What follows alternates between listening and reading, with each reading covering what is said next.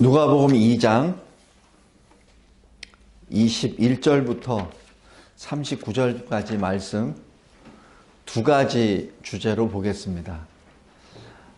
오늘 본문은 예수님이 이 세상에 오신 다음 8일 만에 할례를 받고 율법에 따라, 그리고 하나님께 드려지는 그 모습이 기록되어 있습니다. 이것을 통해서 딱 두 가지 주제를 보겠습니다.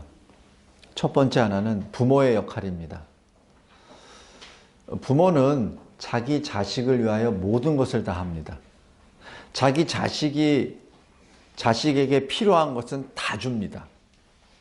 혹시 안 주는 부모 있으세요? 다 줘요. 없어서 못 주는 거지 있는데 안 주는 부모는 없습니다. 그런데 오늘 여기 요셉과 마리아를 통해서 무엇을 주는 것이 중요하냐를 보기를 원합니다. 무엇을 주죠? 말씀대로 행함으로 그 아이들에게 신앙을 줍니다. 물론 여기 예수는 오시기 전부터 하나님의 아들이세요. 그러나 육신의 부모는 자기가 줄 수 있는 모든 것을 다 줍니다. 특별히 하나님의 말씀에 따라 그 말씀에 순종하며 그 아들에게 모든 것을 다 줍니다. 자, 볼까요? 21절 보십시오. 할례할 8일 날에 할례를 합니다. 다시 얘기해서 이 율법에 따라 영적으로 이 사람은 하나님의 사람입니다. 이 사람은 지금 이 할례를 통하여 정결함을 받았습니다 하는 것을 지금 나타내는 거고, 이 사람은 할례를 통하여 하나님의 언약 백성입니다 라는 것을 하나님 앞과 그리고 온 세상 앞에 지금 나타내는 것이죠. 성도 여러분, 우리 부모로서 자녀들에게 해줄 수 있는 가장 1번 바로 신앙입니다. 그 신앙을 줄 때 어떻게 주냐고요? 행함으로 줍니다. 물론 말씀을 가르침으로서도 하지만은 나의 인생을 통하여 우리 자녀에게 신앙을 주는 것이죠.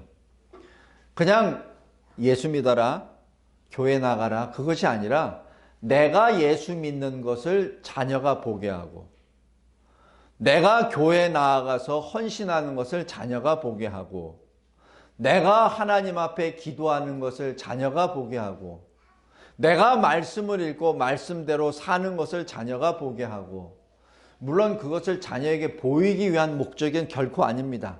그러나 나의 인생, 나의 삶 자체가 우리 자녀들에게 보여주는 최고의 것입니다. 다른 유산을 물려줄 수도 있어요. 재물을 물려줄 수도 있습니다. 어떤 더 좋은 것을 물려줄 수도 있어요. 지식을 물려줄 수도 있습니다. 학원을 많이 보내서. 또 어떤 사람들처럼 자기가 가지고 있는 어떤 특권이나 어떤 직분도 넘길 수 있습니다. 세습. 여러 가지 할 수 있어요. 그러나 가장 큰 것은 바로 하나님이 우리에게 주신 신앙입니다. 오늘 여기 요셉과 마리아, 분명히 이 아들은 예수입니다. 그리고 하나님의 아들이십니다. 그러나 육신의 아버지, 육신의 어머니로서 자기들이 할 수 있는 것은 다 합니다. 특별히 아들 예수를 위하여 모든 것을 다 합니다. 어느 정도까지요? 가난한 사람입니다. 그래서 비둘기 2마리를 들고 갑니다. 원래는 번제로 어린 양 하나, 그 다음에 속죄제로 비둘기 1마리를 가져가야 됩니다. 그러나 지금 이 요셉과 마리아는 돈이 없어요. 그래서 가난한 자, 레위기 12장에 있는 말씀처럼 어린 양을 구할 수 없거든 비둘기 2마리를 가져가라 라는 그 말씀에 순종하며 성전으로 들어갑니다. 여기서 잘 보십시오. 먼저 할례라고 하는 거룩함을 한 다음, 그 다음에 22절 성전에 아들을 바칩니다. 이것이 순서입니다. 거룩을 한 다음에 그 다음에 바칩니다. 왜냐하면 거룩이 없이는 하나님께 바쳐질 수 없기 때문에 그렇습니다. 거룩이 되어야 하나님께 바쳐집니다. 왜? 출애굽기에 의해서 6월절 그 역사에서 어떤 일이 벌어났죠? 모든 애굽의 장자들, 처음 초태생들은 다 죽었습니다. 그러나 이스라엘의 장자와 초태생은 죽지 않았습니다. 그것이 6월절이죠. 그래서 하나님께서는 이스라엘의 장자를 나에게 바쳐라.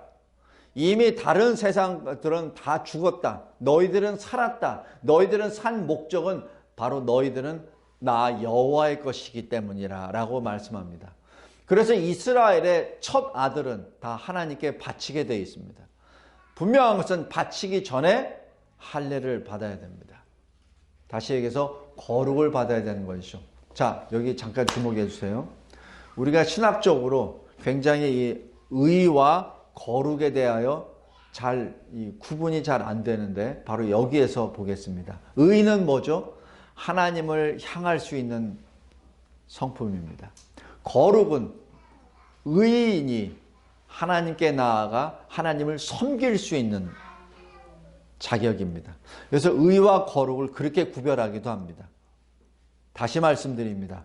우리가 칭의, 예수 그리스도를 믿음으로 의인이 됐다고 하는 것은 우리가 하나님을 바라볼 수 있는 그러한 자격이 됐고, 왜냐하면 우리는 죄인이기 때문에 하나님을 바라볼 수 없어요. 바라보면 죽으니까. 근데 의인이라 칭함을 받았기 때문에 우리는 하나님을 향하게 됐고 거룩의 옷을 입고 하나님을 섬기게 됩니다. 오늘 그것이 여기입니다. 21절에 할례를 통하여 거룩을, 그리고 22절에 이 정결의식이 날이 참에 첫 남자를 아이를 죽게 드리고 23절입니다. 영어로 하면은 거룩, 정결하다는 purification과 그 다음에 드리고라고 하는 presentation 두 개가 지금 역사하는 겁니다. 우리도 마찬가지입니다. 우리가 2020년에 새로운 직분을 가지고 직분을 감당합니다. 그 직분은 엄청난 겁니다. 왜냐하면 우리가 그리스도인만이 할 수 있는 직분이에요. 그리스도인이 아니면 할 수 없습니다. 먼저 그리스도인이 되어야, 먼저 교인이 되어야 그 직분을 감당할 수 있기 때문에 그렇습니다. 항상 이게 들어갑니다. 이 순서가 들어가요. 아무나 찬양대에 설 수 없습니다. 아무나 집사가 될 수 없고 장로가 될 수 없어요. 먼저 그리스도인이 되어야 됩니다. 그리고 먼저 언약 공동체인 교회 교인이 먼저 되어야 됩니다. 그 다음에 직분이 들어갑니다. 그래서 우리가 교회에서 어떤 직분을 감당한다는 것은 그것은 엄청난 특권입니다. 언뜻 보면은 또 내가 또 1년 동안 코에 꿰었네. 내가 또 바쁜데 또 이 일까지 해야 되겠네. 그거 아닙니다. 다른 사람은 하고 싶어도 할 수 없어요. 교회 밖에 있는 사람은 하고 싶어도 할 수 없습니다. 여기 예수, 아기 예수가 사실 죄도 없어요. 왜냐하면 다른 사람은 태어나기 전부터 죄인이지만은 예수님은 죄가 없으신 분입니다. 그런데 왜 할례를 받고 왜 정결의식을 받아야 됩니까? 왜냐하면 그것은 하나님의 뜻이기 때문에 그렇습니다. 여기 설교 요약 1번에 보시기 바랍니다. 고린도 후서 5장 21절에 하나님이 죄를 알지도 못하신 이를, 바로 예수를 우리를 대신하여 죄로 삼으신 것은 우리로 하여금 그 안에서 하나님의 의가 되게 하려 하심이라. 예수님이 왜 할례를 받아야 되고 왜 죽게 바쳐져야 됩니까? 바로 우리를 위한 것입니다. 예수님은 그러실 필요 없어요. 예수님은 죄가 없으신 분이기 때문에, 예수님은 하나님의 아들이시기 때문에 굳이 이런 절차 필요 없습니다. 근데 왜 그렇게 했냐면은 바로 우리를 위한 것입니다. 우리에게 의를 주시기 위하여 고린도후서 5장 21절 말씀을 바로 그 뜻이 바로 하나님의 뜻입니다. 하나님의 뜻에 의하여 이렇게 된 것이죠. 자, 두 번째. 여기 시므온과 안나가 등장합니다. 여기 시므온은 아마 성전에 있는 어떤 굉장히 성전에서 하나님을 섬겼던 매우 나이 많은 사람입니다. 과거에 어떤 직분이 있었는지는 잘 모르겠습니다. 그러나 이 시므온은 하나님의 성령으로부터 계시를 받았습니다. 어떤 계시? 너는 살아서 메시아를 볼 것이라. 너는 메시아를 보지 않고는 결코 죽지 아니하리라. 지금 그것이 여기 26절입니다. 시므온에게 하나님이 주신 것, 너는 반드시 생전에 그리스도를 보리라. 그래서 어린 아기 예수가 이 마리아 품에 왔을 때 그 아기를 보고 성령의 감동함으로 이 아기가 바로 그 메시아임을 여기서 고백합니다. 그래서 여기 27절입니다. 또 28절로 그 아기를 안고 시므온이 찬송합니다. 이 찬송은 그냥 단순한 찬송이 아니라 예수가 어떤 분이시오, 예수가 무슨 일을 할 것인지를 예언하는 찬송입니다. 29절부터 32절 보십시오. 주제여, 이제는 말씀하신 대로 종을 평안히 놓아 주시는도다. 이것은 뭐죠? 이제 내가 죽어서 하나님께로 돌아갈 때가 됐습니다. 왜? 내가 메시아를 봤으니까. 하나님의 말씀대로 이제는 내가 생전에 그리스도를 보았습니다. 그러니 나는 이제 주의 품으로 돌아갈 때가 됐습니다. 그리고 30절부터 보십시오. 내 눈이 주의 구원을 보았사오니. 여기서 구원이 뭐죠? 예수와 주님의 구원을 보았습니다. 예수를 보았습니다. 31절. 그 구원은 무엇을 위한 구원입니까? 만민 앞에 예비하신 것이요. 32절에 이방을 비추는 빛이요. 단순히 이스라엘 사람들만을 위한 구원이 아니라 전 세계를 향한 구원이라는 얘기죠. 바로 이 시므온의 이 기쁜 소식은 세계 선교의 복음입니다. 그냥 단순히 유대인에게, 이스라엘 사람에게만 전해지는 복음이 아닙니다. 세계 선교의 복음입니다.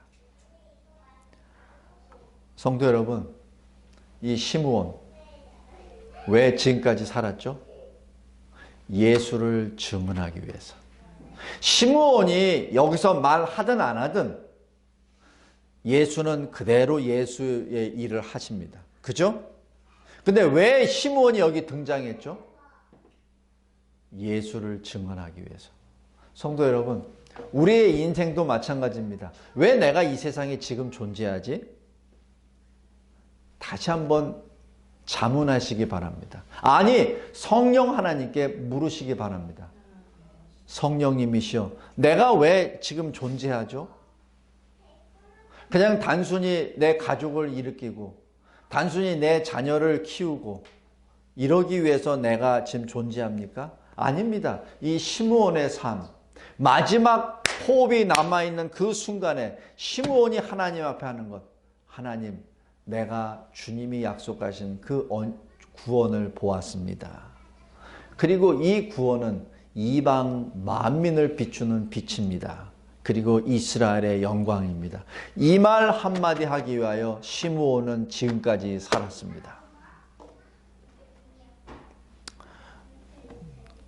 그리고 시므온이 마리아를 향하여 또 말을 합니다. 칼이 당신의 마음을 찌를 것이, 당신의 마음이 칼로 난도질 당할 것처럼 당신은 괴로움을 맞이할 겁니다. 무엇이죠? 바로 십자가상에 사랑하는 아들이 죽어가는 모습을 바라보는 어머니의 마음입니다. 단순히 이 사건은 그냥 이 마리아가 예수의 어머니로 고통을 받는다는 그 차원이 아니라 십자가 구속 역사에 당신이 증인입니다. 당신이 그 마음이 칼에 찌르듯 그 아픈 그 마음이 바로 하나님의 마음입니다. 당신이 어떤 그 고통을 받는 것으로 끝나는 것이 아니라 그 고통이 바로 하나님 아버지의 고통임을 만 백성이 당신을 통하여 체휼할 겁니다. 지금 이것은 그냥 마리아의 개인적인 감정이 아닙니다. 그것이 아니라 십자가 구속 역사를 계획하시고 집행하시는 하나님 아버지를 지금 계시하시는 것입니다. 그리고 또 하나, 시므온이 또 예언합니다. 34절의 마지막 부분. 이스라엘 중 많은 사람을 패하거나 흥하게 하며 비방을 받는 표적이 되기 위하여 세움을 받았습니다. 라고 얘기합니다. 무엇을 말하죠? 누가 패하겠습니까? 불신자들. 누가 흥하겠습니까? 믿는 사람들. 바로 예수 십자가 앞에 믿는 자와 믿지 않는 자가 구별이 될 것입니다. 그리고 그들이 믿지 않는 자들이 예수를 비방할 것입니다. 성도 여러분, 하나님은 우리의 속을 들춰내십니다. 다 드러내십니다. 어디 앞에서? 십자가 앞에서. 십자가 앞에서 자기가 여전히 의로운 이 사람이요. 십자가 앞에서 자기는 여전히 고개를 빳빳이 드는 사람입니까? 그렇다면 불신자입니다.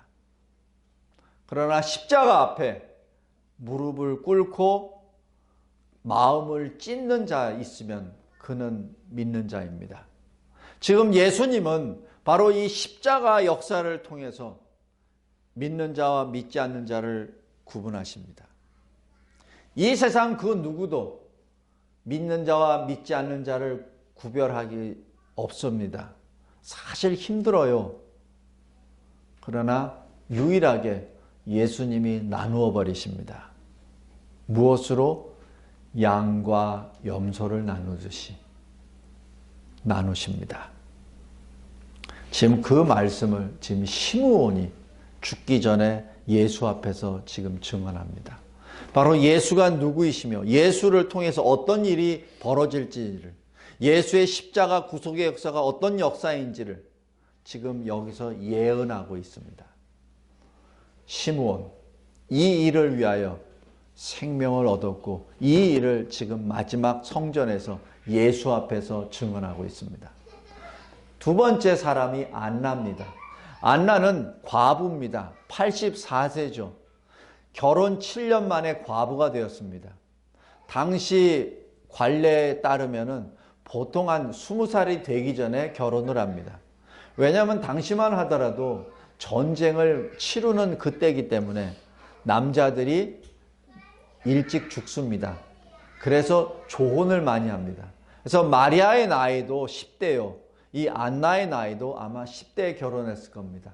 10대에 결혼을 해서 7년 결혼 생활을 했으면 대략 20대 초중반에 아마 과부가 됐을 겁니다. 근데 지금은 84세. 다시 얘기해서 60년을 과부로 살았습니다. 더 이상 남편을 찾지 않았어요. 안나는 성전에서 자기 자신을 드렸습니다. 지금 여기 잘 보십시오. 37절. 과부가 되고 84세가 될 때까지 성전을 떠나지 않았습니다. 주야로 금식기도 하였습니다. 하나님을 섬겼습니다. 라고 기록합니다. 그리고 36절에 그는 선지자라. 지금 이 안나는 여선지자입니다. 여자 선지자로서 하나님의 말씀을 선포했었던 하나님의 종이었습니다. 지금 이 안나는 자기가 과부가 된 이후로 남자를 가까이 하지 아니하고 성전에서 살았습니다.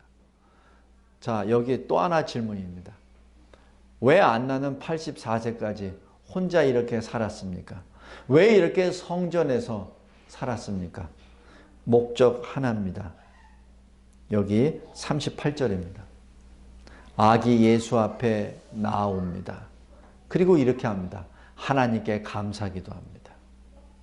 지금 안나는 이것을 위하여 84세까지 살았습니다. 이것을 위하여 혼자 살았습니다. 이 순간을 위하여 성전에서 살았습니다. 어떻게 찬양합니까? 감사합니까? 예루살렘의 속량을, 예루살렘의 속량, 바로 예루살렘의 죄를 대속하는 예수 십자가, 예수를 여기서 증거하는 것이죠. 두 번째 주제, 우리의 삶은 무엇을 위하여 주어졌습니까? 여러분은 왜 여러분의 인생을 지금 이 시대에 가지고 있습니까? 왜 하나님이 여러분을 그리스도인으로 불러주셨습니까? 왜 여러분이 지금까지 연명하고 있습니까? 성도 여러분, 여기 시므온과 안나처럼 예수를 마지막 그 순간 목격자요, 전도자요, 예언자요, 그리고 성령의 감동함을 받은 자처럼 마지막 그 순간까지 예수를 보고 예수를 증언하는 저와 여러분이 되기를 바랍니다. 우리가 내 자식을 위해서 나는 존재한다라고 얘기하면은 그나마 그것은 좀 괜찮은데 좀 너무 비참하지 않아요? 내가 재산을 늘려서 어떤 재산을 이만큼 하기 위해서 내가 어느 직위에 올라가기 위해서 나는 존재한다. 너무 비참하지 않나요? 왜냐하면은 죽는 순간 그 모든 것은 다 아무것도 아닙니다. 나에게 아무것도 아니에요. 그런데 여기 시므온과 안나는 보십시오. 시므온과 안나, 자기가 가지고 있는 건 아무도 없습니다. 아무것도 없어요.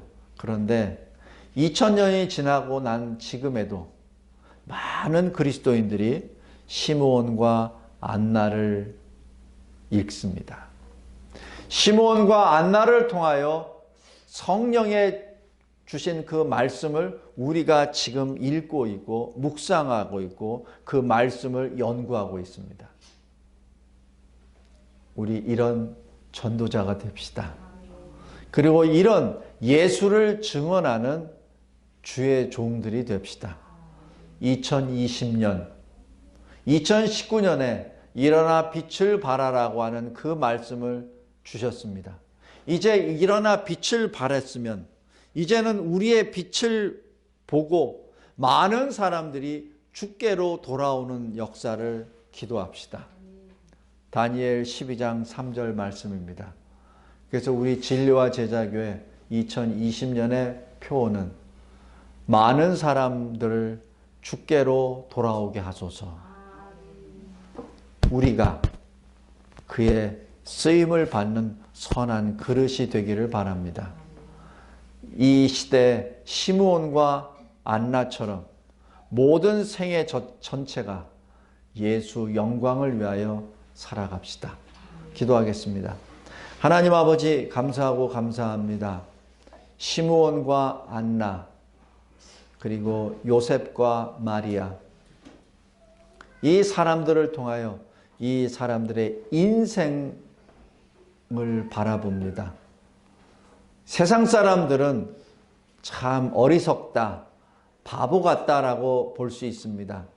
그러나 우리들의 그리스도인의 눈으로 보면 그것만큼 영광스러운 인생이 없음을 고백합니다.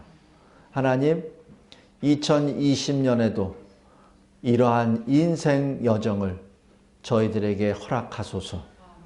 예수 영광이 우리 모든 성도들의 삶에 충만케 빛나게 하옵소서. 예수 그리스도의 이름으로 기도드리옵나이다. 아멘.